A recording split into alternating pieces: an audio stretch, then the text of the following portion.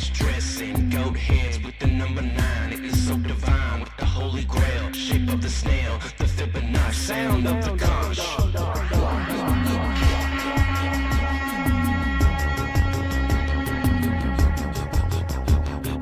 Third eye rainbow swastika in my pine cone like a dirt bike goes.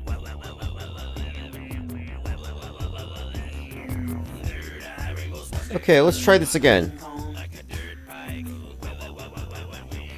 We were attempting to live stream earlier this evening, and Gremlins overtook everything. But I think I have it fixed. Just did a quick reboot. And in case this fails again, no big deal. I have been recording for the last half hour or so, just kind of going over the list of things that we're going to discuss. And if you want to call in on any of these topics, phones will be open here momentarily. But I did pre-record. So if I'm buffering again, what I'll do is I'll just upload that and we'll work on it. Whatever that means. So we have quite a lot to talk about tonight. Let's go ahead and go through the IPR points of interest for December 29th, 2024. Again, appreciate your patience. Those of you who have been showing up and then it shuts down and repeats, but I think we're on this time. So the infinite plane radio points of interest for tonight. David Icke called Butler fake. Luigi Mangione sharing a cell with Diddy. If you get set on fire in a subway, nobody's going to help you because of the Daniel Penny effect, which is like the bystander effect. The Daniel Penny effect. Laura Loomer threatens to shoot Musk. Elon Musk's dad admits that Elon Musk is named after a Nazi rocket scientist. No parallax in Antarctica. So Jonathan Morandi, when he went on camera, he had a... We'll get back to this one. We have quite a lot of clips from the final experiment. Russell Brand enters his Charlie Manson phase. He's waving around a knife. Very concerning. Let's see. 3 plane crashes in 24 hours. Is that a psyop? What's going on there? Look, when it comes to anything, I tend to think if it's promoted and it's part of a collection of things, it's generally questionable, but I'm not saying that nothing's real, everything's fake. That's not my claim. Tragic coincidences. I put out an article today showing how there are many coincidences that connect the various hoaxes on the world stage because it's a fictional universe. And all these stories occur within the same fictional universe, the same bubble.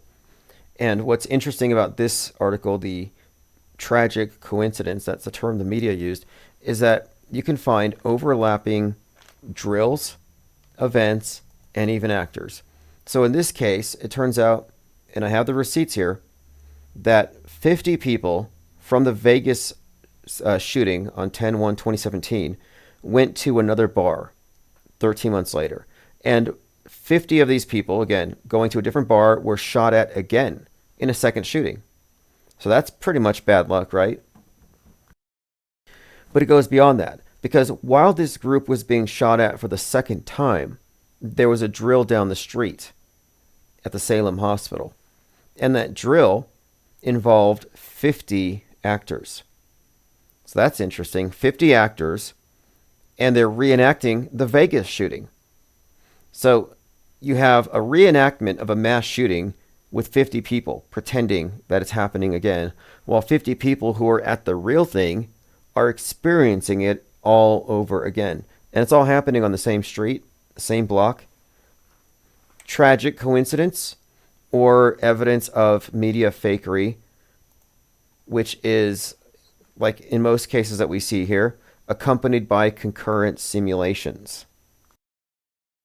We can use the word drill, but I think simulation makes more sense to use here, because I want to appropriate that concept and apply it specifically to the mental model of the world that we share. And what I'm saying here is not hyperbole. To say that we live in a simulation or a fictional universe, just think about how a certain percentage of our news stories are fake. We talk about this all the time. We point them out. But even though it's a small percentage of them that are obviously fake and the rest could be true, because they don't lie with every story, it's the fake ones that drive the big narratives. So they have a disproportionate influence over the big story. So it's a fake news generated news cycle or fake news driven, and it all becomes history. All right, let's go ahead and see who's got here. So yeah, again, we were shut off earlier, but I'm going to upload something later. All the important points. Children of a Lesser Shed Dog says, Jimmy Carter's death is a demarcation point for a major event. I don't know the significance of the day, but yes, that was just announced. Joined by LAC, Mazel, Flozik, Diana Southard, Thirst for Truth. Mazel says, folks are pointing out the odd things about the Korean plane crash. Landing gear wasn't down. It was supposed to come in from the north, but came in from the south, hence crashing into the berm wall. Okay. I'm glad we're looking at it skeptically, because I don't have enough information to call it fake unequivocally, but I don't have enough information to say it's real. So that's why, even with this Antarctica thing, I make the point of saying we have to suspend judgment. And if somebody has a problem with that, like how dare you not believe it right now as it's reported, I would say, what's wrong with you? You know, if in 2024 you're not disbelieving by default.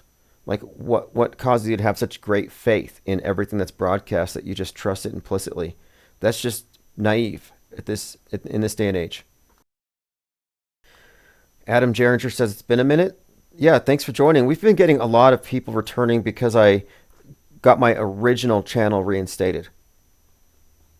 Osher has brought in 5 Blue Wrench Lodge memberships. So Virgin, Christopher Lee, Gem Angel, Just Give Me 5 Minutes, and Triangle here have all received blue wrenches. Lord Laney says, the Psy Opera is so greasy, at least you'll have oil for the popcorn. You know what it brings out the worst in people, because those of you listening, you all know that the Luigi Mangione event was a hoax and a psyop. And I put out day one that he's based on the Joker, that they sold the public on sympathy for the Joker and his class warfare, kill the rich, he's a victim of society, he's justified in killing the rich people. They sold people on that narrative first, and now they're bringing him out, and we're looking at the story as it unfolds, and nothing that you see in any of these psyops is accidental. What I mean is, there's no reason to think that it's any less planned when it comes to any big psyop than like a movie. So I look at this as though it were a Kubrick directed film. Like we're looking at Stanley Kubrick or something. And every little detail matters. So here's a couple of things here. We had already compared him to the Joker. And he's already been compared by the media, Hollywood Reporter, to Travis Bickle from The Taxi Driver, the basis for Joker. And I've gone over these connections ad nauseum. I described him as the Joker, connected him to the Riddler, and interestingly enough, he was compared to Dave Franco, who it turns out played the Riddler in Young Justice. So these connections have been stacking up. But in a more recent picture of Luigi, he's in a cop car, and you see Deadpool right there on the window. So Deadpool is the character who is something of an anti-hero, but his name is Wade Wilson. So here's a picture of, and a lot of people have noticed this now. So here's a picture of Luigi, and he's smiling like the Joker. It says here, I'm sorry, but this picture is iconic. You got Luigi smiling, and then you got Deadpool and Saint Tyrone Biggums in one frame. So this is the character being portrayed by Dave Chappelle, the saint with the, I guess he's got crack on his mouth, but Deadpool. And so people think that this is iconic. Yeah, it is iconic, I'm sure, but it's planned. So what's the connection with Deadpool? So this just solidifies what we've been saying. So Deadpool 1, anti-hero, kind of a Joker, but his name is Wade Wilson, and right now, on trial, we have Wade Wilson. This is a serial killer, and he is known for groupies. Apparently, he's very popular with the ladies, sort of like Luigi. Luigi has a tremendous female fan base. People are sending him money, sending him letters. He's a kind of like a manufactured folk hero. And here he is, associated with Deadpool. And the character Deadpool shares the same name as this killer, who not only has the same kind of hold over his audience that Luigi does, but he's got the Joker smile tattooed on his face. So just more layers to this particular character. And I use the word character advisedly. These are manufactured characters. There's no patsies, just LARPers. He's a live-action role player. Okay, let's go ahead and check out the comments. Philip says, you never see the original pictures of the shooter anymore. Never shows us any more CCTV. He doesn't look like... Yeah, the original shooter had a pretty significantly different look. Like there was like a unibrow discrepancy. Nose was different. Philip says, Brian Thompson immediately buried, no time for autopsy. Well, one of the things that I have been pointing out here is that this shooting of the CEO happens right after The Madness on Netflix is released. And The Madness has this storyline of the evil CEO who deserves to be assassinated. And the assassin is again, this is like a class warrior. He's a hero. He represents the working class going after the elite. And that fits Luigi to a T. And since that has happened, we've had a number of instances where Nick Fuentes had his life threatened by this individual. Nick Fuentes would correspond to a character in The Madness called Brother 14, leader of the Forge, online Nazi financed by the billionaire. So you got this Musk, Fuentes, or the CEO in Madness, and this leader of this online group, the Forge. So the America First and the Forge. Nick Fuentes is Forge character. And the Forge character gets killed. Then you have the Laura Loomer character, Lauren Jennings, who gets killed. So we're waiting for that. Now, the characters who die in The Madness, the white power guy who represents Nick Fuentes and the Laura Jennings who represents Laura Loomer, it turns out that they're killed by the billionaire because they're going to expose that they're being financed by him. So it's kind of interesting here because Elon Musk has been directly connected with various Nazi accounts, and I think this is all by design. But you do have a direct match that Musk is the bad CEO in The Madness, and he does kill off some of the people he's been secretly financing. So I'm looking at this Laura Loomer being called out directly by Musk as a troll. He's like, she's an attention-seeking troll, ignore her. And he would know, of course. They smell their own. And it seems like, well, this is as the public would say, this is life imitating art. Life imitates Netflix. If you want to believe that. If you want to believe that life imitates Netflix, go ahead. But then you're going to have to also accept that your premise here, what we're observing every day, the data here shows, is that Netflix has a great track record of predicting the future. So either Netflix is run by a bunch of psychics, or Netflix is nothing but propaganda, and all of its programming is specifically tailored to the incoming news cycle. That's what I say. That is the big conspiracy. All the other conspiracies from chemtrails, 5G towers, aliens, New World Order, those conspiracies are all fake. The only conspiracy that matters is the one that truthers can't see.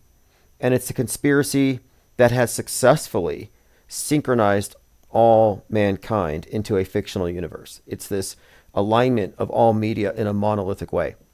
It's just so big they can't see it. Yeah, the phone number's on the screen if you want to call in, 505-510-4226.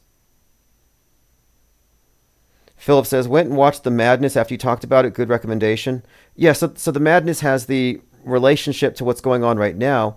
And they also describe The Madness as a virus. The FBI character says that his brother was taken out by a virus. He said there's a virus out there that's killing people. But he wasn't talking about like a virus you'd get from an underheated bowl of bat soup. We're talking about a mind virus.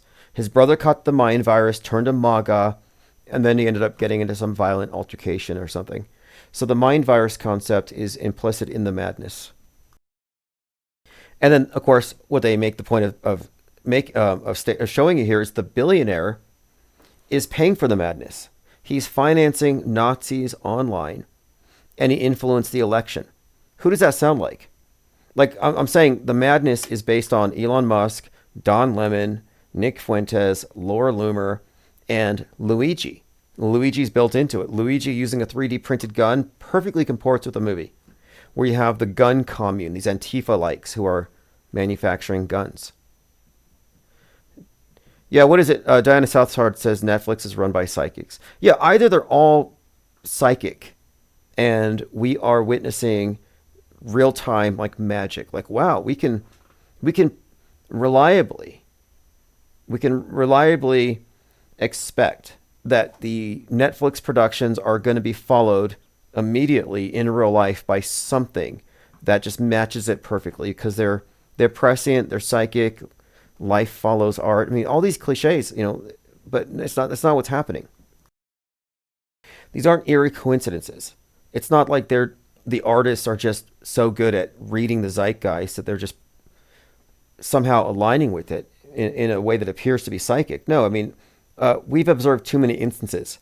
I shouldn't be able to predict these things. Before I watched The Madness, before I hit play, I said to everyone, I'm going to watch The Madness with the full expectation that whatever I see in it is going to happen in real life. Infinite Plane Radio. What is up, man? What's going on, IPS? Hey, good to hear from you again. How did you find me again? How did you find the Infinite Plane Radio raft again? Was it the old channel? To be honest, man, somebody was just like, they have the number on the screen, and my fucking high ass, I'm looking right at your number on the screen, and I'm not even thinking to fucking type that shit until the dude said, yeah, man, the number's on the screen. And I'm like, bro, oh, shit, yeah. Yep, it says agent standing by. That would be me. And I need to do a redesign on my screen. It looks plain. I can fix it, but I'll put a bigger number on the screen that blinks or something. Well, shit, man. It's not only that. It's actually good to see you. Like you're like you've completely changed like the whole platform up. Like you're showing yourself. Like I never even thought I'd see the day. Like to be honest with you, like I thought it was just the old footage of Mike and stuff. Like bro, good God, it's been years. We've been at this for years now, and just recently, like I don't know, like you know I want to talk. Hey, and we're on TikTok now, by the way. Just the other day, TikTok invited me, so we're streaming on TikTok, Twitch. And we're getting back to the numbers that we used to get. We're getting back to 200, 300 people live. But yeah, we've been doing this for a long time. The think tank has maintained its standards of evidence. It's maintained its integrity. It has not become an echo chamber, despite what some critics say. And I think we've been learning. Well, we've never been an echo chamber. They can always say what they're gonna say, but we've never been an echo chamber. But I mean, like, shit, man. A little bit about me. Fuck, man. I lost my arm in February this year. I got into an accident, flipped like 6 times in my truck. Fucking lost my arm, and I had the surgery on March 1st, and then had my second surgery like 2 weeks ago and stuff like that to get some of the extra skin off and stuff like that. But shit, man, I'm still kicking. I'm still here. The earth's still fucking flat. You know what I mean? Like, well, I'm glad that you're alive. I'm glad that you survived it. It sounds terrible, but it sounds like you sound good. Your attitude sounds good, and yeah, sorry. Yeah, it is, and I've got a good message for everybody. Don't drink and drive. Just wait till you get home. Just fucking wait till you get home, people. It's better that way. But other than that, man, this new footage that recently came out with the whole the final experiment shit. You know what I mean? It's just like, bro, there's never a fucking final nothing. Like, y'all can't even fucking say that. And plus, look at all the people that are involved in this. It's It's like, Yes, I'm with you on this. I mean, like even if I'm trying to be as impartial as I can, but none of these people are unbiased. You've got pro one side and then the pro the other side, and each side has their entire identity built into their side, and it's like, okay, this is not even objective. But all they had to do was provide some convincing footage, and they come back with all kinds of weird anomalies and glitches. And you got Wits It Gets It vaping on camera, pretending like it's the cold air condensing his breath, and so it's just full of anomalies. I don't trust it. dude, right? I'm vaping right now. I'm vaping right now in between cigarettes. And the thing is like it doesn't work that way. Like, bro, if you're in Antarctica, your breath is cold. That's just a fucking gimme. Like we all know that. Like cold, like hot air touching cold air. Like, yeah, you're gonna see a breath, and we didn't see that at all. Like this, everything is totally sus. I'm not gonna lie, it's just totally sus. Plus, like with the drone footage and everything, and like what you're trying to display with like how the drones operate, especially like the make and model that he has, and all these other people using it and stuff. It's just like, bro, what you've got going on is a complete shambles. Like, I mean, that's just the way that it goes, man. That's the way the cookie crumbles.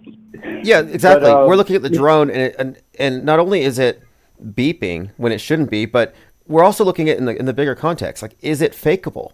Could they fake it? And in the last few years, we have seen the advent of these huge enclosed movie stages where it's like rear screen projection, but it's 360, like the Vegas sphere, where they can literally fake anything, which means that we have to raise our standards of evidence, and we have to say, well, if it's fakeable, we need to get alternative evidence before we can just go along with it. Well, yeah, I mean, shit, man. Like, it's not only that. I mean, like, Darren, we've been at this for like almost 5 years now of not taking any shit from anybody. Like, and we all see it. And like, the more points of view that we get, and the more that stuff gets streamed, and the more that like, that we get it out there and everything, it's just like it all alchemizes to the same fucking point that water is always level. It's gonna always be fucking flat in your sink, in your toilet, in your tub, in little puddles, in lakes, in ponds, and then when you get all the way to the ocean, it's still fucking flat from left to right. Like, that's what. And why do these people even keep trying to do experiments not over water? Like, what the fuck is up with that? Like, of course, any genius in the middle of this knows that over the water experiments are the only way to go. It's the only way to prove that water doesn't bend, that fucking gravity isn't real. Like, why would y'all go in any other direction, like even Antarctica or shit? What the fuck ever? Who cares? The thing is like, it's got to be over water or it doesn't fucking matter. And you know what I mean? Like, something else to consider too is that if the world isn't as NASA advertises, then it's not an oversight. It's an active conspiracy to foster a false worldview. So if that's the case, if we have a false worldview being imposed over us and it's a conspiracy, then we shouldn't trust anything coming from people who are on that side of the fence, as in true believers in media. All these individuals are biased witnesses. They're reality impaired, because none of the people on the globe side have any clue about how fake the news is. So to me, I don't think you could even talk about the shape of the world without first arriving at the conversation of worldview and how we get our concepts of the world. So I'm just saying that, no, it's premature at this point to even be debating the shape of the world when we haven't really figured out what media is and how screwed up we are mentally. Oh man, it's not only that, it's like, how do we approach it? I mean, like, I've got like my own thoughts and stuff, but like, I've to be honest, man, I literally just got to fix my life first, and then I'll do over the water experiments. Like, I've got an idea of, just, putting up a bulletin board with a target and then riding a jet ski like 10 miles out with a laser. You know what I'm saying? Like, just simple shit. And I guarantee you, I can actually fucking prove that it's flat doing that. Because it's a fucking laser. And light doesn't bend, even though they try to say that light bends and stuff like that. No, the fuck it doesn't. I guarantee you. You shine a laser light in one direction, it's gonna. You put a laser on a gun. What's it gonna do? It's gonna point at the object that you're gonna shoot at, and you're gonna shoot it. That's exactly what it's gonna do. One more thing to consider too is like, let's say they provide evidence that yeah, this is real, and we're therefore on a ball. Well, even if you could make the case that we are, and you showed us curves somehow, that doesn't make 60 years of NASA cartoons and CGI suddenly real. It doesn't validate any of their missions, and nothing we have seen from space. I mean, from the Earth looking up, yeah, that's real, but what we've seen from space has been fake this entire time. And they still haven't established the existence of low Earth orbit. The space station's still fake. So it doesn't change anything, even if they were able to make a convincing argument for the ball model. And again, with the absence of space and an explanation of what that is, I have to reject their model because it doesn't contain enough information. So no, they haven't moved me at all. Like, bro, totally with that all the way. Like, where you can argue is where we can argue, because I guess for that sake, I guess we are trying to stay relevant in that aspect, because we're out here saying like, hey, the Earth's flat, motherfuckers. Like, get with it. Like, we're trying to undo the undoing of all. You see what I'm saying? I mean, like, that's it's not like a savior complex or anything. It's just what's right. You know what I'm saying? Like, it's just what's right down to the core. And it could actually solve a whole lot of the world's problems and stuff, because everything really just operates off of lies.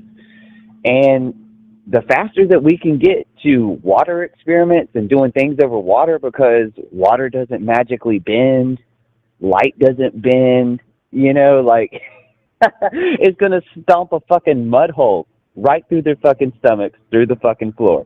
Like, that's just how it's gonna go. But like, the thing is that like, we always take it into other directions. Like, let's take it to Antarctica. Let's take it to fucking Antarctica. Well, no, it was always a false debate. It was always an either or fallacy, as though it either is as they present it, or it's this archaic model that's been pushed around these last few years. And that was always my problem with this, is that it's not simply either or. It might be neither. And it might be the case, and I think it is the case, that we need a lot more information before we can ascertain the model. And the dominant model right now assumes the validity of outer space as presented. And I'm saying that outer space is largely science fiction. So we can't assume it's a complete model, no matter how they measure it, until we figure out what's in space. And so what I'm saying is that, yeah, this debate, their trip, I'm sorry they wasted their money, as far as I'm concerned. But yeah, so I'm still like, well, they keep on wasting money, man. It's all just a big waste of money, and it's a perversion of Tesla's name. Like, look at Elon Musk just with, you know, just more distractions and stuff. Oh, look what I'm buying over here. Look what I'm buying over there. And like, and you're still not going to fucking Mars like you fucking promised. Now, look at you, man. What do you think about this? Not there yet. Do you think it's possible that Elon Musk could be such a useful idiot that he doesn't know space is fake? Like, do you think he could be fooled? Because it just came out today that he cannot enter some of his SpaceX buildings, and that 400 of his SpaceX employees have a higher security clearance than he does. So I'm like, wait a minute here. Well, those would be his and see, man, in that scenario, those would be his handlers, whether he knows unknowingly that he can't actually go to space, or he knows that he can't actually go to space and that he's lying. You see what I'm saying? I mean, like, that could, man, it's like that one trick pony can actually do a couple tricks. You know what I'm saying? And like, who knows in that aspect? But are we going to trust that? No, we're not going to trust that at all. If they keep feeding us bullshit, we're just going to be right there saying like, hey, this is fucking bullshit. It reminds me of Fly Me to the Moon with Scarlett Johansson. Pretty funny movie. It's a rom-com, kind of annoying actually, but in it, they have to fake the moon landing to trick the Russians. But Nixon, the president, doesn't know. The department that fakes the moon landing is above the president in terms of his security clearance. So I see this article that says Elon Musk cannot enter his own aerospace company buildings, and he doesn't have the security clearance. And I thought, okay, this is interesting, because it might even be the case that he has no clue. Yeah, that actually is highly. I didn't even know that, but yeah, that is actually highly interesting, and that does mean that he has handlers and stuff. So yeah, he could just be a useful idiot in the whole ploy and everything. You know, he's out like, look at all the shit that Tesla did. You know what I'm saying? Like, not one invention that Elon Musk has put out that's actually helped the world in a giant beneficial way. I mean, like, you might get some ugly ass car that costs you a shit ton of money, but like, what the fuck is that really saving you? I mean, it's just got like what, a 52-inch screen TV in it, like big whoop. Like, what, you want a cookie? Like, that's not solving any of the world's problems like what Tesla was doing, and all you're doing is out here just perverting the name of Tesla That's his for the job. name of fucking Look at what the world's got going on. well, if you look at what he's done with X, and you look at what he's done with SpaceX, I think that the design here of this character is he's the fall guy. He is going to be used as a rationale for shutting down free speech online and for curtailing the influence of billionaires in outer space or any other commons. So I think Musk is a fall guy. I think he's an actor. I think he's portraying a role that the world needs to turn against and say, we can't have this because look what he's done. And that's why they just symbolically killed him in that Netflix show, The Madness. They put him up there as he's the ultimate bad CEO. That's why it's ironic that Laura Loomer says she knows how Luigi feels with regard to Musk. So I think he's a character in every sense of the word. Well, bro, I listen to you all the time in that aspect. I actually like, man, to be honest, I've kind of toned down with like the wokeness of everything, because like, man, I just been studying on like narcissism and the shit that I got going on in my life and crap like that. But like, you know, like every now and then, like I'll see something from like you, Bro Sanchez, like, you know, and it kind of gets me wanting to come back and like, you know, be a part of everything, you know, even though like no matter the bullshit that I got going on in my life and stuff like that, because it's just like, bro, like you guys were there when nobody was there, and it all makes sense. Like y'all were there for literally everything, like waking up to bullshit, like literally deep fakery, literally Right. fucking everything. And you know what I'm saying? and isn't it like, true goddamn, like, that you could take like where would we fucking be right now without the past fucking 4 years? But shit, man. you can take time off from this, right? Like you can tune out, focus on your own life, but then at no point did you fall back into the spell of mass media, did you? Like once you're inoculated, it doesn't matter. You don't have to pay attention to every single story because you've figured out. Oh no, that's actually one of the reasons why she fucking left me. Is I guess she couldn't fucking handle it. Every time she wanted to talk about something, I had an opinion about it, and then like when I started talking about my opinion, it's just like, shut the fuck up. You know, you're just a conspiracy theorist. Fucking blah blah blah. And it's just like, you know what I mean, man? Like, Yes. they'll never get it. But like, you know what, man? Like, it's taught me a bunch of important life lessons. For one, to still be like standing here, even talking to you, man. Like you've done fucking wonders, bro. Through the whole Mad Mike thing, like, man, bro, that was something. That was something, bro. Like I was there for that. Like it's a part of my life. Like shit, you're a part of my life. Everybody's a part of my life. Everybody listening, you know. This think tank has maintained itself as a viable platform for those who really, we have an advanced understanding of media, and we're not like escapists, but you know, we're in a place where the normies don't even reach because they don't care, and we do. So I consider this to be sort of a philosophical outlet, to have philosophic discussions and to talk about things that may not be within the field of interest of people in our immediate lives. And so, yeah, I think it serves that function. That's the big difference in people, man. I'm actually here because I think that everybody here cares the most. I think that we actually care so much that we're willing to go against the grain for everything, you know. No matter the indifference between like small minor opinions and stuff like that. I mean, like with the media deconstruction that we have going on here, like that has taught so many people. It's definitely taught me you can't take anything that you see on TV with a grain of salt.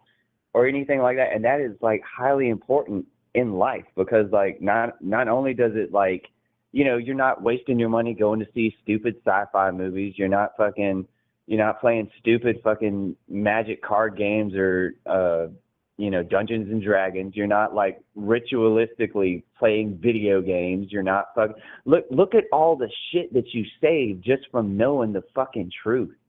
You see what I'm saying? Like, well, nobody in the world stage is going to tell you to be a skeptic of media. There's no one suggesting, hey, you should become more media literate and less trusting. You don't get that anywhere.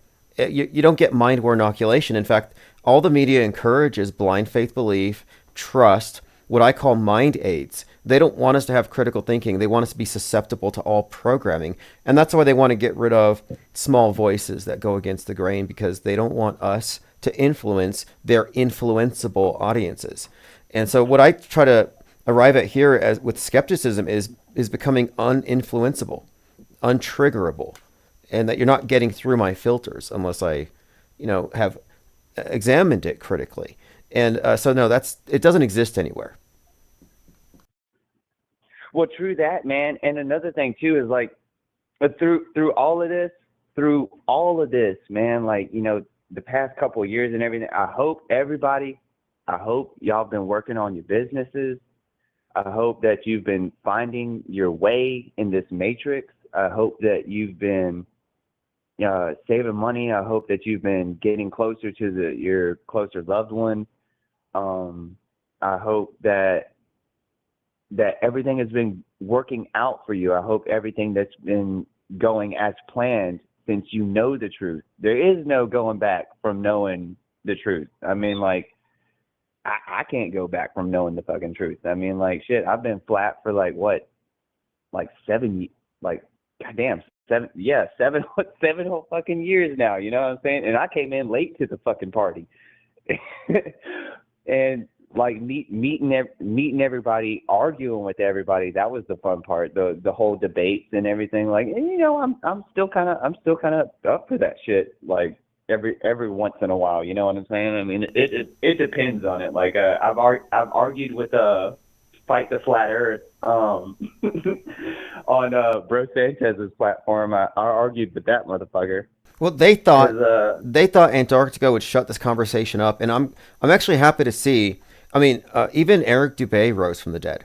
Like, everybody is suddenly chiming in, and it's not uniformly supporting Jaron and Wissett. Right. It's everybody saying this is fake, this is bullshit. This is like Apollo 11 all over again. The Antarctica final experiment is being looked at as though it's another staged moon landing. Nobody's trusting it. I think it's a good thing. It's healthy, and it shows that they can't just erase this. Do we want another? What was it that they did? Bob Nodal and Jaron. What was it? What the fuck did they call it? I mean, behind the perv. It was so big. Yeah, behind the curve. Oh my God. Yeah. No, man. No. And that instrument that they had at the end of it that said that it was measuring, it was fucking measuring the Earth's rotation. Yes. Or whatever. Like, that's like some shit that I heard from it. It's just like, man, get that shit out of here, dude. Like, y'all are doing everything in the goddamn world other than getting on a goddamn jet ski, shooting a laser at a fucking target over water. Like, what the fuck are y'all doing? Like, well, look, I'll get behind it. I'll get behind anybody's ideas for proving one thing or the other. I am also very interested in sending somebody to the North Pole. Not the, I mean, there's the North Pole, and then there's Mount Meru. And I think we need to make some steps in that direction, because I am intrigued by John Dee and Gerardus Mercator discussing a 33-mile circumference black magnetic rock in the center of everything. Like, why would you not want to look at that? So I'm highly interested in getting behind legitimate research. And if somebody wants to send me to Antarctica, I will go. You don't trust Jaron. You don't trust Witsett vapes it. You can trust me. I don't vape. I looked into it. It's like $30K. I would certainly go. So yeah, I'm 100% open. So if you have ideas, submit them, and we will put it into the think tank and see what we can come up with. My thoughts on that, man, because like I've absolutely thought about that as well. An Antarctic trip. Okay, so like basically, you know, however far Wi-Fi can go that you can project from one ship to another. I think that there is safety in that. So I think that it's going to take multiple ships. I think that it's going to take a ship that is going to project Wi-Fi, like it goes out literally like, 10,000 something fucking miles, but it can project Wi-Fi that goes to the next ship that can go another 10,000 miles. So that way, like, we never lose footage of you or anybody that's involved. You kind of get what I'm saying? Like the ship is supposed to set sail and still remain in contact by any means necessary with like 30 backups to like 30 backups. You know what I'm saying? Like, this is like, because what I'm saying is like, I think personally that it is kind of a dangerous, it's a dangerous mission by itself, but for what we're up against in as far as like our minds of what we're going against, like government and stuff like that, like, I think it's good to have like backups to backups, like a constant live stream, like 30 constant live streams, that like if they were ever to falter, then like we would be able to say like, hey, this live stream isn't supposed to go off stream, Right. Okay. because of you sound Well, like the safety that. It was minimalistic what they did in Antarctica. And one of the things I point out, like with the space station, is oftentimes the big hoaxes are given away not by what they show you, because it's like a magic show. It's very much a cultivated illusion, but what isn't there. So, like, for example, what wasn't in Antarctica? I didn't see any penguins. And with NASA's budget, you would think they would have rented a few. But, like, I don't know if that's a big red flag. But it just, everything about it seemed very stagey. It just seemed like it was missing quite a bit. And no, the whole thing is stagey. And like, what if you actually did get to Antarctica? You know what I'm saying? Like your live streams, your personal live streams that you have going that are kept up. You got watchers on your stuff, and then like you actually get there. You make board to Antarctica, and then from that point, you're telling everybody on the live stream, and then you've got the battery power to back it up, the skis, the dog sleds, or whatever that you want to do. You know what I'm saying? Okay, what about this? To that point. I didn't notice any wind. Mazel pointed out there's no wind. And so I thought that's kind of weird. There's like no weather there. And then they said, we have to leave early because there's a big storm coming in. And they described this big storm. Their tents are being whipped. They described the storm, but we never saw it.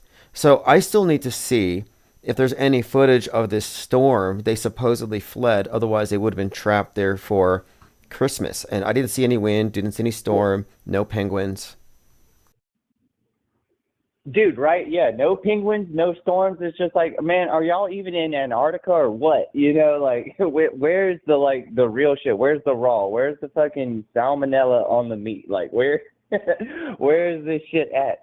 And it's never to be found. And like, I think that's all I'm saying is like, I'm actually down with the idea. I know that I'm not the only one with the idea of going. You're not the only one with the idea of going to Antarctica. We all have probably a billion ways that we've probably thought about it. Like, there's probably somebody out there that's probably thought about this down to a T. You know what I'm saying? But like, I mean, I'm giving a vague representation of how I think it should go. So, nobody be hating on me out there like, hey, you stupid motherfucker, that's not how we would do this. And it's just like, yeah, you know what? I probably know that you're smarter than me and know how to get to where we need to go. But like, the thing is that like, we're there to prove something. So that's like what it's mainly all about, is that we're there to prove something. And if people like Jaron can go to Antarctica and wits it, gets it, or fucking whatever. Like, he wasn't even that popular. I remember when he first fucking came out, he only had like 2.5 years of fucking referendum before, look at him now. He's standing right there next to Jaron, like, in Antarctica. You know what I'm saying? Like, dude, what the fuck, man? Like, look, I don't know him. I don't know him very much, other than he was a consistent debater. And my only criticism is that they never include special effects in these debates. So they'll talk about it, they'll make videos about it, but when it comes down to it, they're talking to, let's say, Fight the Flat Earth or McToon, and they're not talking about, hey, let's discuss the special effects because these guys say there aren't any special effects. And they can't be intellectually Hey, well, honest. you know what? Yeah, I'm sorry to cut you off, man. You know what? You know what? Fight the flat Earth is never going to argue. The fucking moon going across the sun. That's what he's never going to fucking argue. Because you know what, man, we were all there. We were all there, and you know what? It was like what? Again, 2:45, almost 3 o'clock. It's not nighttime. Where's the goddamn moon? Obviously not in the fucking sky. But look what's fucking happening. An eclipse. So what I was trying to tell him is like, bro, you never see the moon. Like, we're watching the moon come across the sky like, hey, look, everybody, there's the fucking moon. It's about to go in front of the sun for the eclipse. Nope, you never see that. All you see is just a black shadow going across the sun. That's it. And then I even, like welder's mask. I took the glass out of a welder's eye mask. And I looked at it like as it was happening, like, and bro, like the whole thing was fucking perfect. Like it was actually like a damn perfect day. It was like nice, cool weather, but sunny outside. It was just freaking perfect. Like everything was just perfect. Like I don't even know how to explain that, but like life was just perfect in that moment.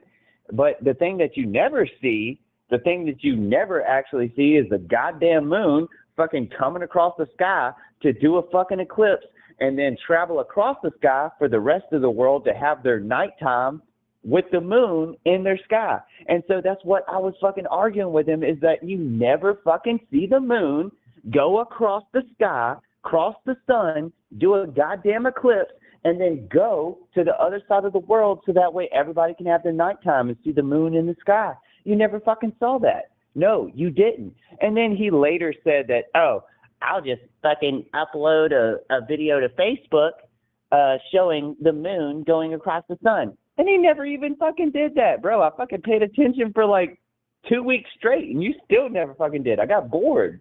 There is no fucking footage of the moon going across the sun. It's just the sun eclipsing itself. Get fucking real, dude. Right. Well, Yeah. look, I'm with you on this, and I appreciate your skepticism and your refusal to just kowtow to that footage they gave us, because that's uncritical just to accept it.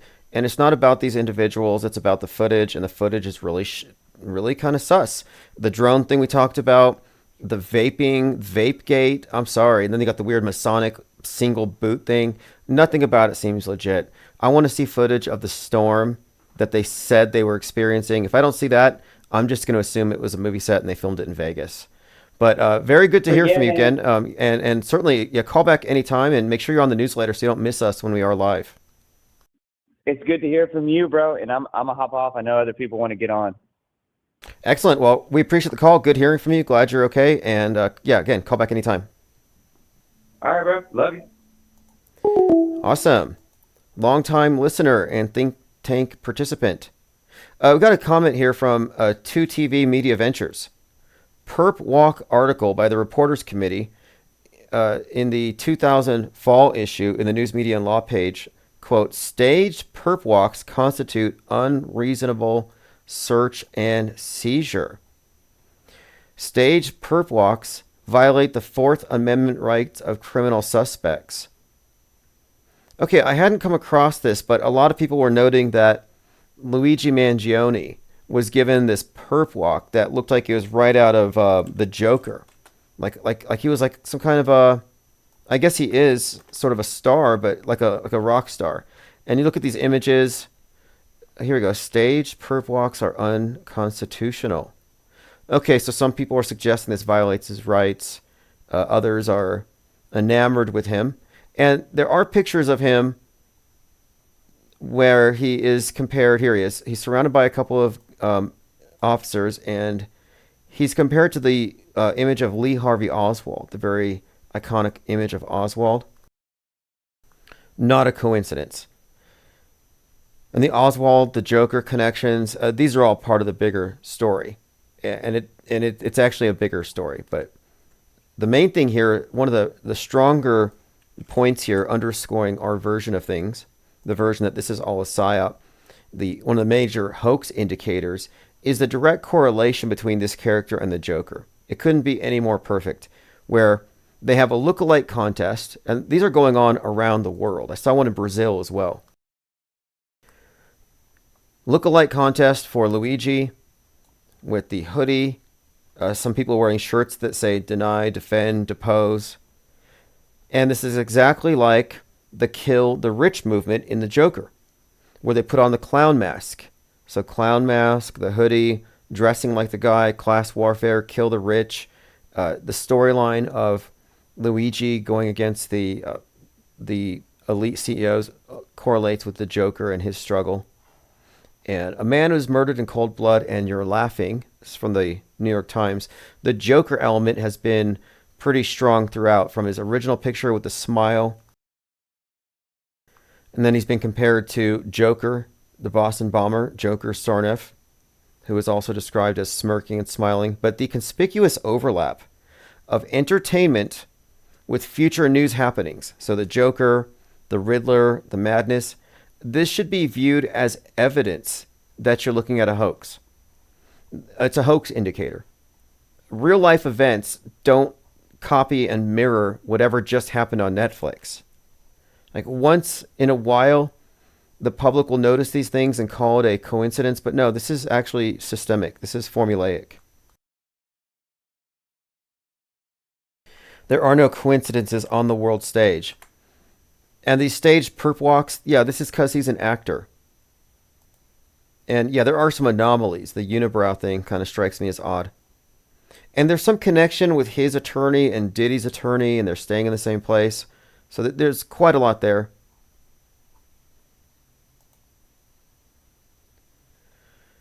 Immortal L says there's Ted Bundy vibes connected to Luigi. Okay, well, there's Ted Bundy vibes, but then there's the serial killer. And I think his name is it Wade? So, yeah, there's this serial killer with the tattoos on his face. Wade Wilson. The Deadpool killer. So the Deadpool killer has groupies. Luigi is photographed with Deadpool. Luigi's already been compared to the Joker. And then Wade Wilson, who has the serial killer Wade Wilson, has Deadpool's name, has the Joker smile tattooed on his face. So there's another correlation here, the idea of a killer with groupies. And right now, Joker 2 I think Joker 2 is streaming now. And one of the storylines in Joker 2 is he's on trial and he's got fans outside. In fact, I think there's a bombing and Luigi's about to go on trial. So the story's not over yet. But as I said earlier, when you're looking at one of these psychological operations, it's a fake event, a series of events. It's all narrative. You should look at everything as meaningful. There are no coincidences. So this Deadpool connection in this photo where he's smiling is, again, cementing a lot of the connections. And you're meant to. You're meant to make associations as a media consumer. These are post-hypnotic suggestions. These are deliberate associations. These are illusions. This is literature. You know, the world stage has a script and it uses all the techniques of literature.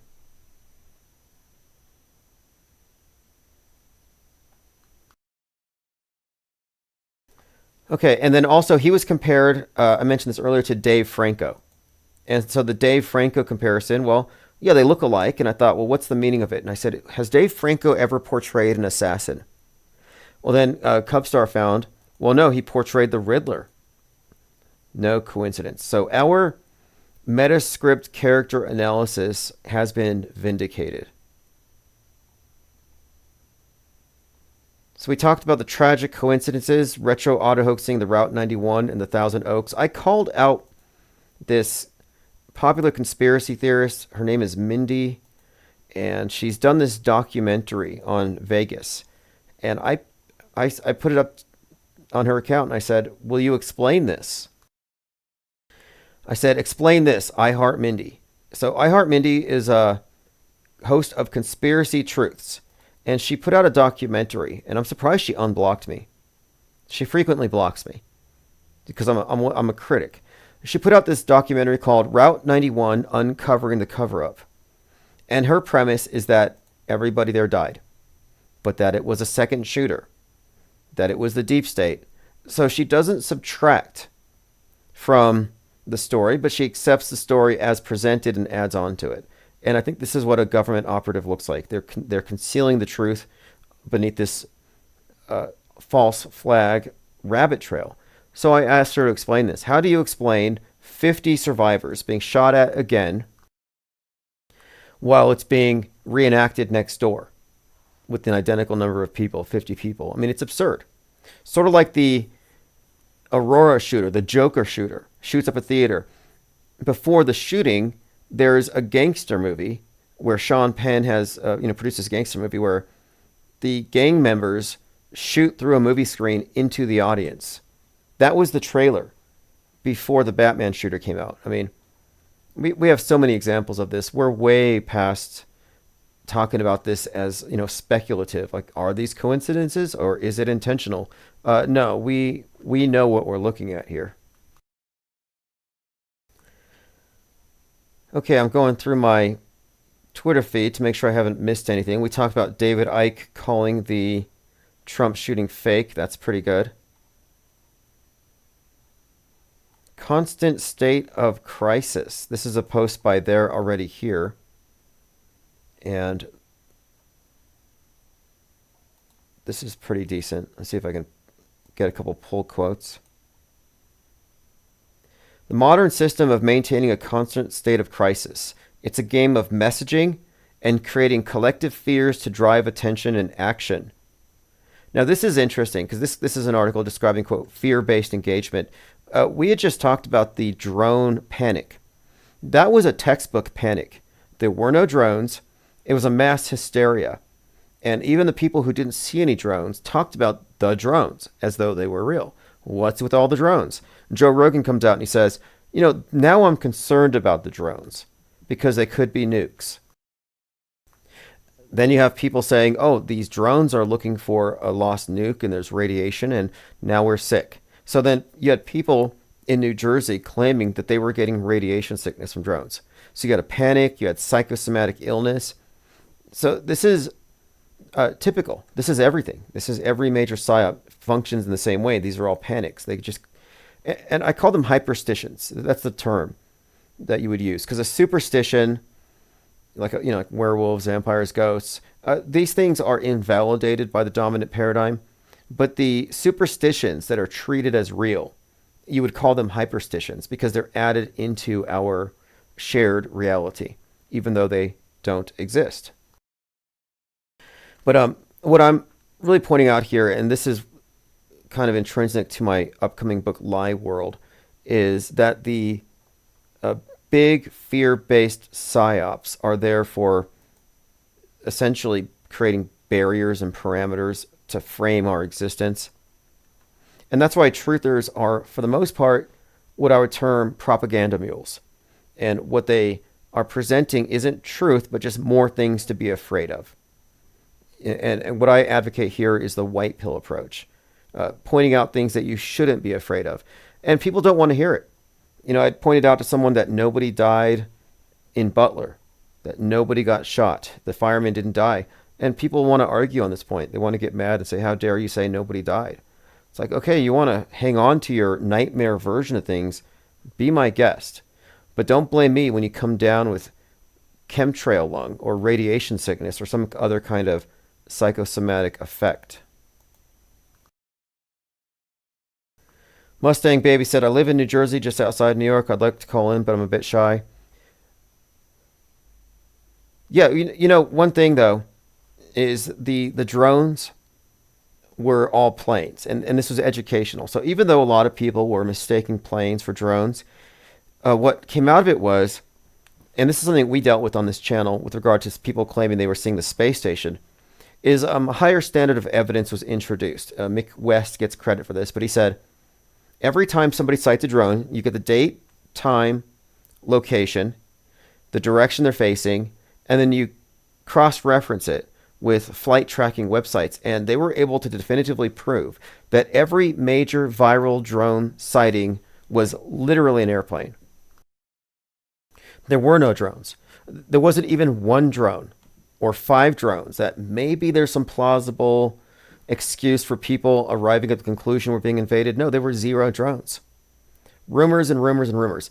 And then you get these paranormal people saying, oh, the drones were UFOs, Pleiadians. You had people recording Venus saying, look at this magical orb, talking to it about Jesus. I mean, I'm not making this up.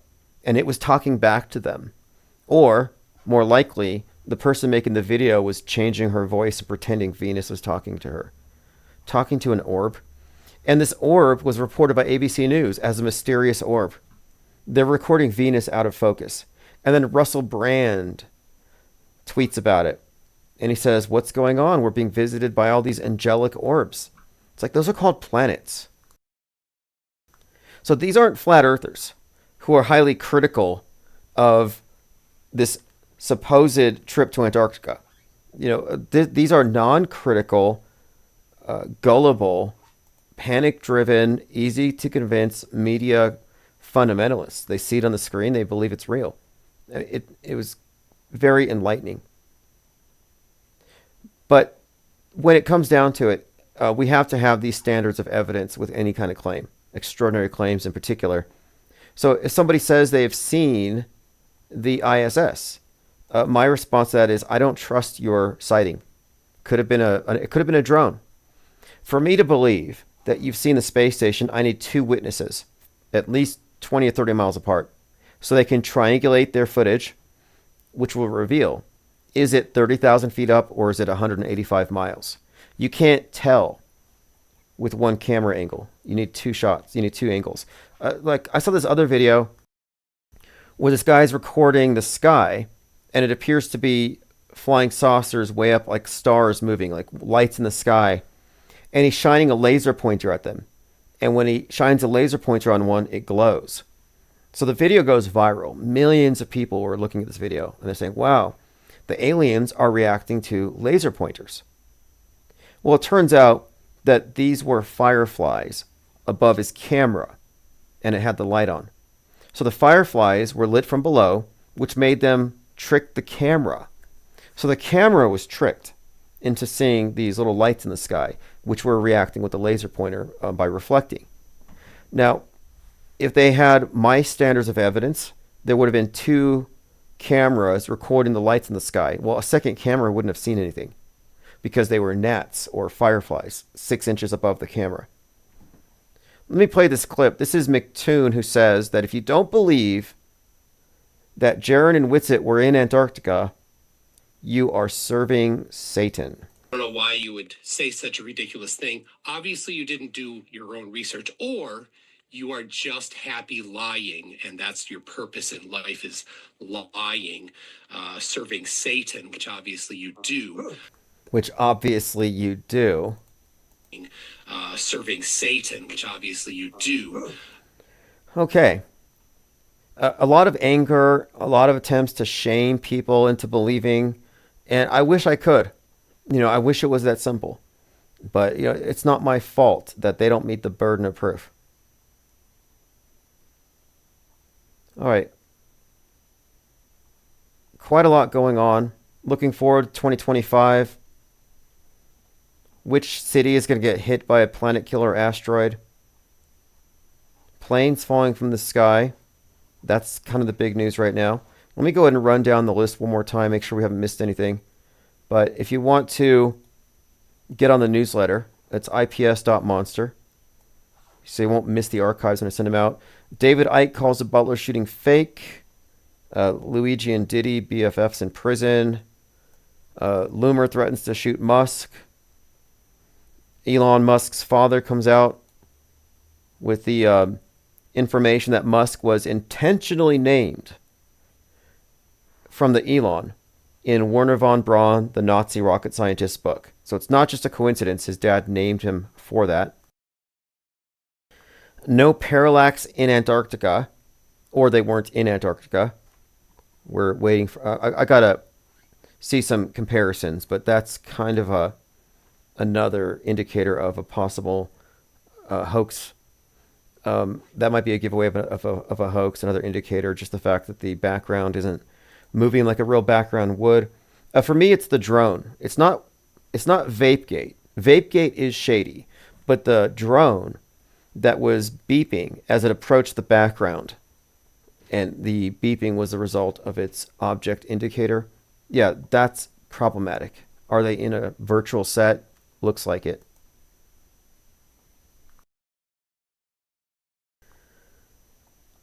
Swirling Spice says, for Antarctica guys, did they show any photos of their travel on a boat, a plane? They did show some stuff from a plane. There was some footage. There was some drone footage, but that could have been faked. Nothing that couldn't have been staged or faked, though. Not that I've seen yet. I'm still waiting. I want to see the storm, because they claimed that the storm was so bad, they thought their tents were going to blow away. The storm was so bad that if they didn't leave at that minute, they would have been trapped for weeks. Well, I didn't see any video of the storm. We didn't hear any wind, no blowing snow. I get it. That's not the right place for penguins. No fish there. But the weather was a little too perfect. And again, we're dealing with people who are suspect at best. I mean, I think it's questionable that you would have these extremely biased, non-objective individuals going down to settle this thing. And it's not a one-shot, one-kill proposition anyway. Others are pointing out this, for example. The final fraudulent experiment debunked, they forgot to add footprints in the layering process. And some have noticed that the snow is, quote, groomed. Doing things, and obviously they've left tracks in the snow. It says here, I watched Jaren's feet in the first release. His boots never made an impression in the snow. Yeah, his boots did not make an impression. It says, quote, if this is true, then the topic has been co-opted. If true, then Antarctica is a big deal and requires more attention. There's quite a lot here. If they faked it, what does it mean? It raises a lot of questions.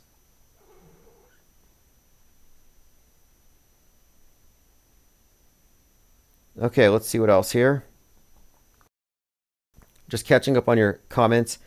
Look, I did record for like half an hour while I was resetting the computer in case we weren't able to go live again, but I wanted to be live so I could take calls. So I'm going to upload that video probably separately. And I am suspending judgment with regard to the final experiment. There's too much coming out. And it's been rather unifying. You know, a lot of people that I didn't expect to ever hear from again are suddenly coming out very skeptical. Although I haven't heard from Mark Sargent. I've heard from Eric Dubay. I haven't heard from Mark Sargent.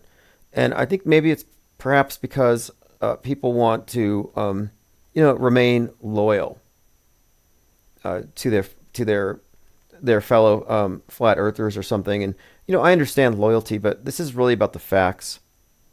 And one of the things about controlled opposition is that the people who set up controlled opposition know that people will put loyalty above anything else. They'll give the benefit of the doubt to someone they trust. And trust is something that we cannot really afford right now. It's a vulnerability. Now listen to this. This is a clip from They Live, a John Carpenter film.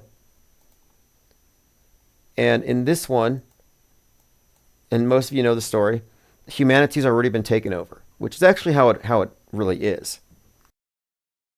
We've already been occupied. They control our minds. And in this film, he gets these glasses, he puts these sunglasses on, and he can see through the programming. Well, here is a clip, and it looks like they specifically mentioned 2025. So that by the year 2025, not only America, but the entire planet will be under the protection and the dominion of this power alliance. The gains have been substantial, both for ourselves and for you, the human power elite. Okay, so the background music kind of drowns that out. It says here, by 2025, Not only America, but the entire planet will be under the protection and dominion of this power alliance. The gains have been substantial for ourselves and you, the human power elite. I've received word that our forces have won a major victory. The underground terrorist network has been destroyed. We are off crisis alert. Situation is normal. So again, this is They Live, John Carpenter, and the year 2025. So that by the year 2025, not only America, but the entire planet will be under the protection and the dominion of this power alliance. The gains have been substantial, both for ourselves and for you, the human power elite. So if you haven't seen They Live, it's a documentary. John Carpenter also did In the Mouth of Madness, which I think is a great movie in terms of its explanatory power as far as how things work. Like, it explains how the media monopoly creates a ubiquitous worldview and how that is in fact a form of coercive mind control, but that the entire world then conforms itself to their internalized version of things. Like, they make it real, or they attempt to. So, for example, in The Mouth of Madness, it's about this author whose books become so popular. They're more popular than the Bible, that it actually affects a paradigm shift, and people are essentially living in this author's version of things. And I think that's how things really work.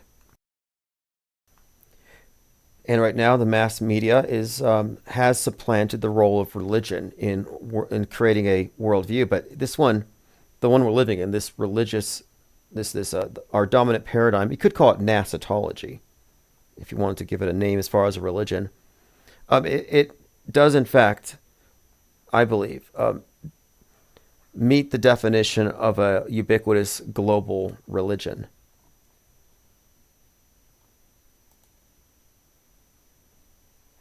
Children of a Lesser Shed Dog says they show how Stargate technology works in They Live. Well, the main thing about They Live is with the glasses, he's able to see the real message behind the billboards and the advertisements. It strips away the cover. And I often say that entertainment is programming first. And then this goes for all entertainment, video games, books, movies, that it's programming first. It's propaganda first. The entertainment that you feel from it, like the entertainment itself is like a side effect, or rather it's like sugar in the poison, basically. But the entertainment's a side effect of the programming. Its primary purpose is programming. All right, let's move on. I'm going through my Twitter feed. If you want to follow me on Twitter, we also have a live stream there, and all of our archives go there. I'm going to play this clip. This is from a Netflix show. I believe it's called Evil. And they're talking about the patterns that we see, the numbers and the symbols.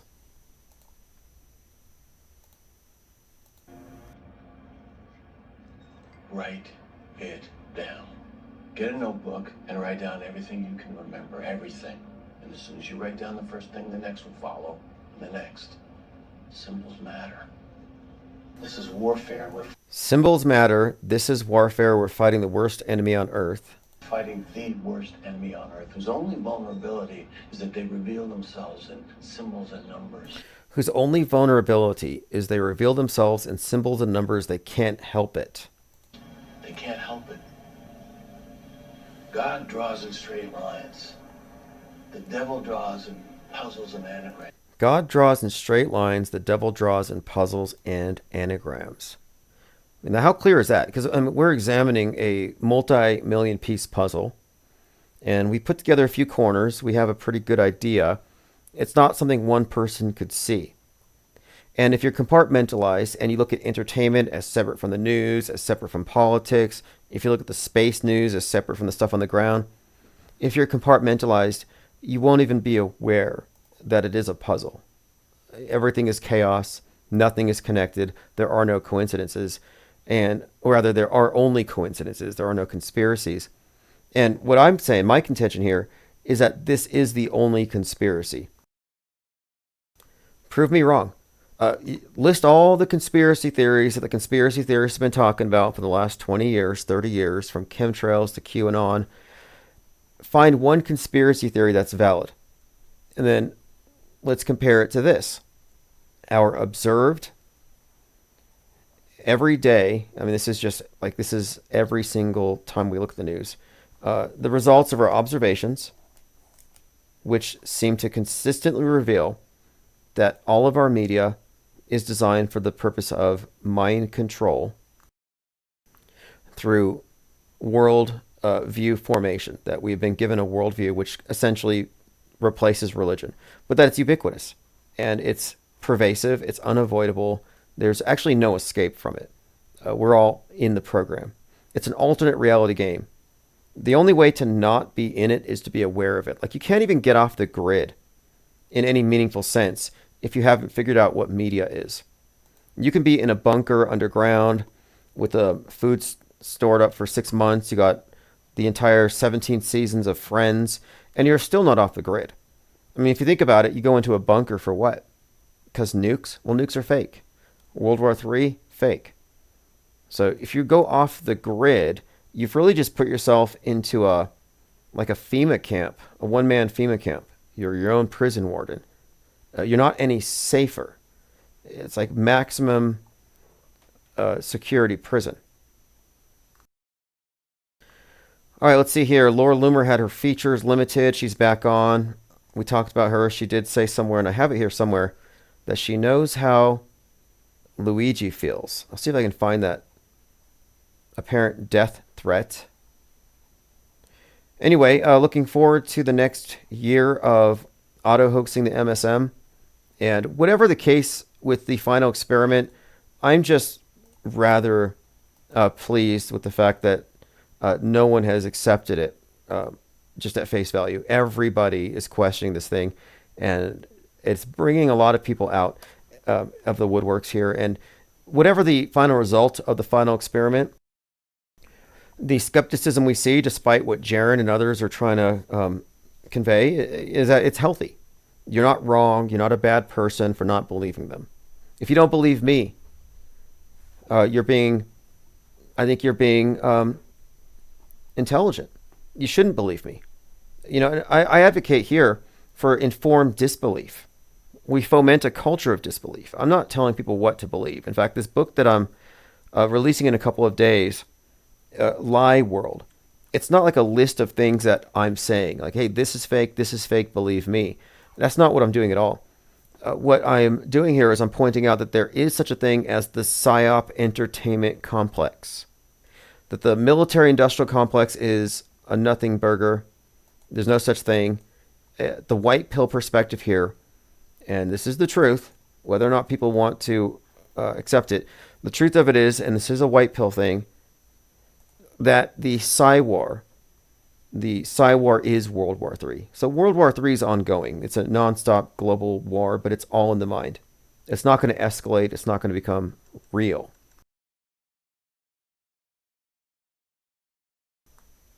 Children of a Lesser Shed Dog says, ever seen the movie Starman?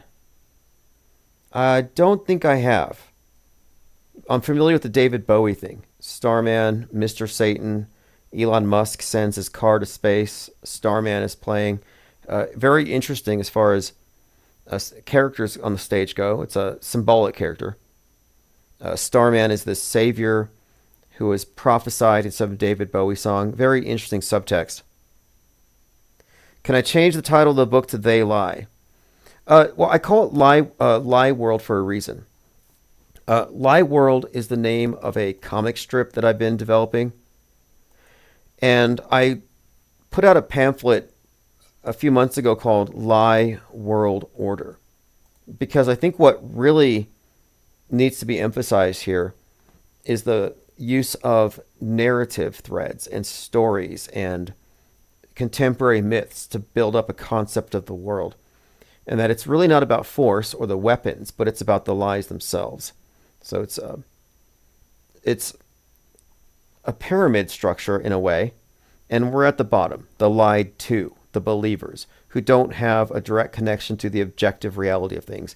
And then you have a pyramid And on that pyramid, all the way up, you have media, entertainers, politicians, celebrities, the programming class. But the programming class isn't necessarily in the know any more than the rest of us.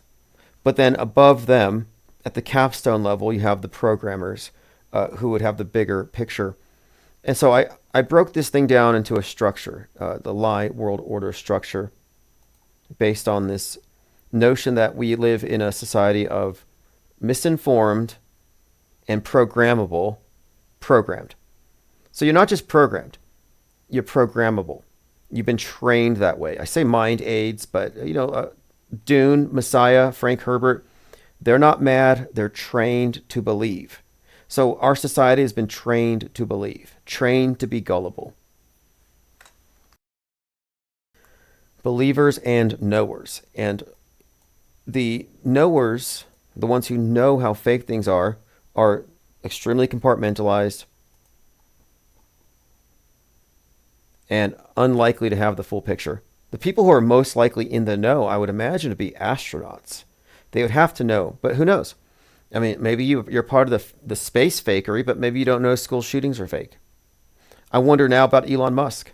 If Elon Musk doesn't have a security clearance to go backstage at SpaceX, then what is he not apprised of? It's not like they're hiding secret space technology. It's all special effects. So is he not aware of this? Lloyd Miller says, breath turns to snow in Antarctica. Children of a Lesser Shed Dog says, Trump is Elvis. How old would he be? The Trump Elvis thing is weird. It's bizarre. Not saying they're the same person, but the connections between the two are fascinating. There's quite a lot. And right now, Trump is in his Biff Tannen stage. One of the reasons why I had suggested that he would not lose the election is we haven't seen the entire Trump script play out. Like, he's just now getting into his Biff Tannen stage, and this is the part where he reaches his climatic end, this crescendo, and I think it's going to match like what we saw in Megalopolis. And if you've seen Megalopolis, Make Rome Great Again, it's got MAGA all over it. Megalon is Magalon. Caesar is Trump. I've got a collection of movies I want to talk about where the main character, like Biff Tannen, where the main character or one of the main characters is clearly based on Trump. And what I've also found is in these various movies that show this, you also have characters that pertain to, for example, Obama. And these are consistent representations. I have to go through them. But one of my contentions here is that there's no meaningful distinction between entertainment and fake news. And I call them predictive programming proxies, where there's somebody in a movie, in a TV show, who actually has a propaganda correlation to someone on the world stage. But Lie World will be out in about 2 days. I finished formatting and editing today. I just want to put a lot of art into it.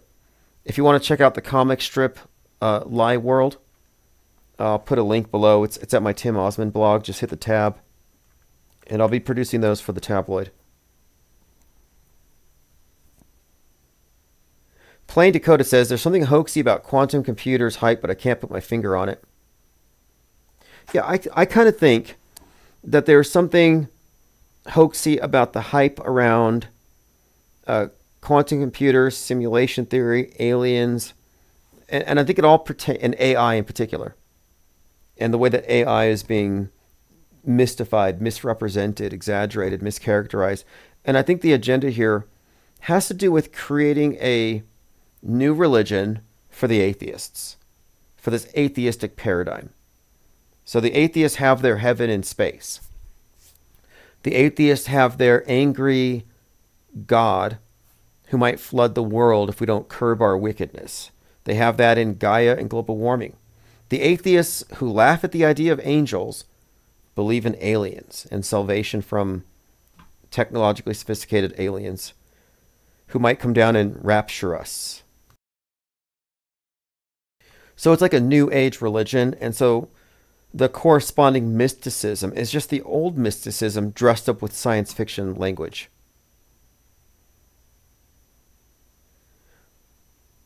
Lloyd Miller says quantum computers have nothing to do with quantum mechanics. The only thing I ever hear about with the quantum computing is QAnon stuff. And they tie it in with free money and the deep state being taken out by the good aliens, taking out the bad aliens. Pure fantasy. So many people live in community-generated fan fiction-based universes. And it's also interesting to me how people can fall for something and then they move on to the next thing and they never address what they fell for. So all the people who are hitting the Q pipes have moved on. But they're not talking about, well, I'm a recovered Q addict, or I used to believe a lot of bullshit, or I thought JFK was coming back to save us. You never hear these people saying that I used to believe that. They just move on. I'm like, you can't just move on. You got to hold people accountable to what they claimed. So like anybody who is promoting a drone invasion needs to be muted, needs to be blocked. I've recently started muting and blocking anybody promoting chemtrail alarmism. Because people need to own this stuff. Like what made you not believe in Q anymore? What made you not believe in whatever you were hyping up? What about my children? Save the children. What about Madu children? The children who were shot by lasers in Maui. Like people get outraged about something. And then later, they get outraged about the next thing, the next current thing, and they never went and addressed the first thing. Like a few months ago, before the election, you had this panic about Springfield, Ohio, and they said the Haitians are coming to eat your cats and dogs. Well, 1 year prior, the same people were saying the Haitians are coming on boats, they're pirates and they're cannibals. So we had cannibal, pirate Haitians. That disappeared. Now it's pet eating Haitians? Like, what about the cannibals? Why don't we deal with the cannibals before we talk about the ones eating cats? Or the cannibals no longer a problem? Did we solve the cannibal problem and now they're just eating the cats? No, so it's not, there's continuity errors. It's like they have no attention span, or they exist in a perpetual now disconnected from the past. So there's no credibility loss when you panic. Like Laura Loomer was just panicking about drones, and it turned out that she was sending pictures to people of 3 airplanes landing at LaGuardia Airport somewhere in Florida. It's like, wait a minute here. You just lost all your credibility. Why do you still have a platform? It's because there's no accountability. There's no accountability because nothing is true. Everything is permitted. We're reality fluid. And I say we, I mean the people on the world stage and in alt media and in Woketown. This is why I am so anti-Mandela effect. Because the universe where the Mandela effect is possible is reality fluid. And if they can convince you that reality is fluid, that there is no objective facts, then there's no fake news. There's no lies. You can't call the liars liars if there is no truth. Like here we are breaking down the system of lies and coming up with a methodology to deconstruct it real time effectively, and we're good at it. And then we have other people saying, well, nothing is real. There are no facts. So you want to give the liars a pass? That's why I call the book Lie World. This is the lie world order. We have to address the lies. And you can't address the lies if you don't accept some objective truth. And the objective reality was effectively destroyed when they introduced the atom bomb. It destroyed the fabric of reality. They didn't split the atom, but they split us off from objective reality and put us into a movie-based, actor-driven, alternate reality game. And this has been going on for multiple generations. Philip says, everyone has a short attention span. The news is like a YouTube shorts feed where you're just cycling from one thing to the next. They forget about the day before. There's always a new thing. Exactly. And this is why I suggest skepticism is so critical. Because if you believe the news as fast as they put it out, well, they give you 3 days worth of news every 24 hours. You don't have enough time to parse everything, the best thing you can do is suspend judgment on anything not accompanied by facts. Categorically reject claims. It's the only way to keep your head above water. The raft, the IPS, Infinite Plain Sight, we have the penguins on the raft. It's one of our common images here, and it's because penguins gather on the water in a raft, and here we are atop the sea of irrelevance. We're buoyant. We have our heads above water, no problem. Everyone else is submerged. They might even come across something true, like, oh look, Trump faked his head wound. But they still think the fireman died.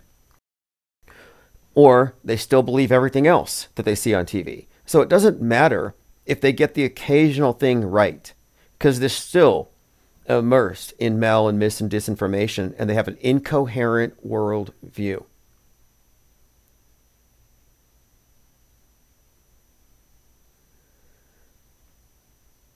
Okay, let's continue here. Joined by Patricia Steer. Thanks for joining. And a literalist said, smoke the good Q pipes. Yeah, I mean, you have... I listen to... I keep my attention where the various demographics are. Like, I want to know who thinks what. So I want to know, what do they think on Q Street? What are they saying in Alex Jonestown?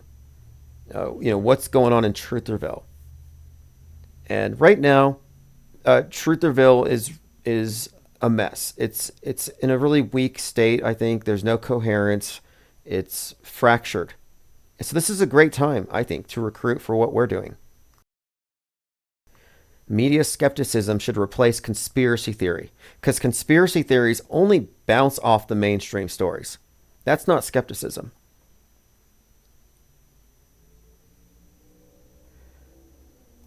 Okay, we've covered a lot of ground. This is, I think I already played this earlier. This is cult leader vibes. This is Russell Brand, who was amazed by an orb in the sky that turned out to be Venus. And here he is quoting the Bible in a very discursive, loose kind of way. And he whips out a knife because it relates to the Bible somehow. The big lesson that Deo has taught, when you see the challenges in your life as lessons rather than punishments, a region that remains complicated to this day. The road to which gave that... Unbelievable. Okay, well, we'll continue this talk tomorrow. I think I want to just say I commend everybody who is increasingly exhibiting high levels of skepticism. I'm glad nobody let loyalty get in the way of their objectivity. And I would love to be proven wrong. Prove to me man landed on the moon. I think that'd be great. I would take pride in such an accomplishment. I'd be like, yeah, we did it. We showed them Russians. Like, I would be happy about it. I'm not against moon landings. I'm not against science whatsoever. I'm just against the lie enhanced, special effects enhanced versions of things that are clearly meant to put us into some kind of a controllable box to constrain our minds. That's really what I'm against. But anyway, this has been great. We're going to continue this talk tomorrow. This is Chief Crow, Auto Hoax, or GTFO. And sign up for the newsletter.